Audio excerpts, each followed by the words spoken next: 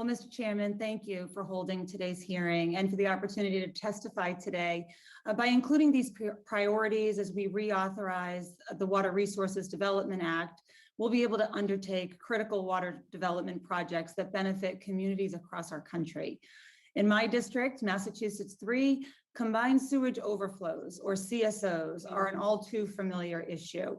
In fact, many of my colleagues have come to know me as the sewage lady here in Congress because of how much I talk about the need to stop sewage overflows. So I don't think it was a surprise for anyone when I used the 5 environmental infrastructure requests that each member was allotted to request authorizations of $20 million each to fix the CSOs in Lowell, Lawrence, Haverhill, Methuen, and Fitchburg. CSOs are an issue that have plagued my district for as long as I can remember. It was an issue when I toured Lowell's regional wastewater utilities facility as part of my first infrastructure tour after being elected to the Congress just 3 years ago. And it remains an issue to this day. In fact, I was just at that same facility again a few weeks ago. And each year, hundreds of millions of gallons of waste are dumped into the Merrimack River from Manchester, New Hampshire to Lowell, and all the way out to the mouth of the river in Newburyport. And honestly, that's probably a conservative estimate based on some of the heavy rain years that we've had recently. In addition to polluting the treasure that is our river, the human health effects from CSOs are also cause for alarm. 600,000 people rely on the Merrimack as their main drinking water supply, and our gateway cities are continuing to grow.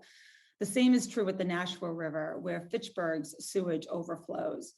So Lowell, Lawrence, Haverhill, Methuen, and Fitchburg have each taken a number of steps to drive down the amount of sewage that must be discharged each year, and I certainly commend their leadership on that. But each of us knows that this doesn't get fixed without a serious course correction at the federal level.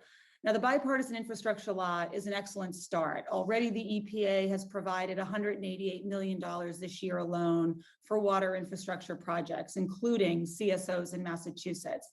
But still, fixing CSOs is not cheap.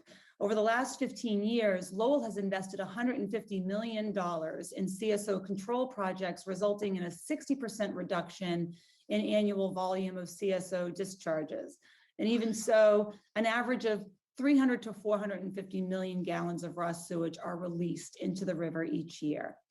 Overall, the city estimates it will cost roughly $400 million to eliminate all CSO discharges from its sewer systems.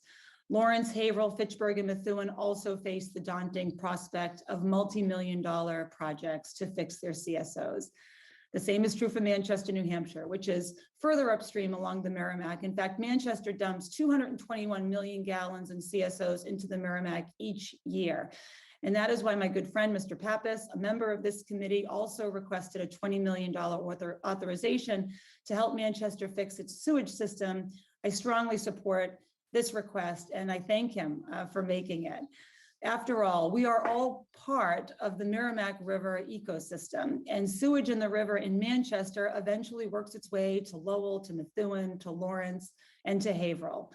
So Chairman DeFazio, Ranking Member Graves, my colleagues on the committee, I'm not asking for an authorization to fix all of the sewage systems in my district, but I am asking for your help to make a dent.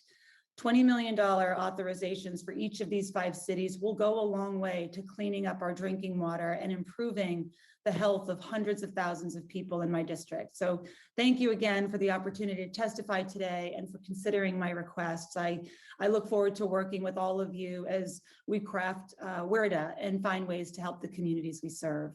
Thank you. I yield back.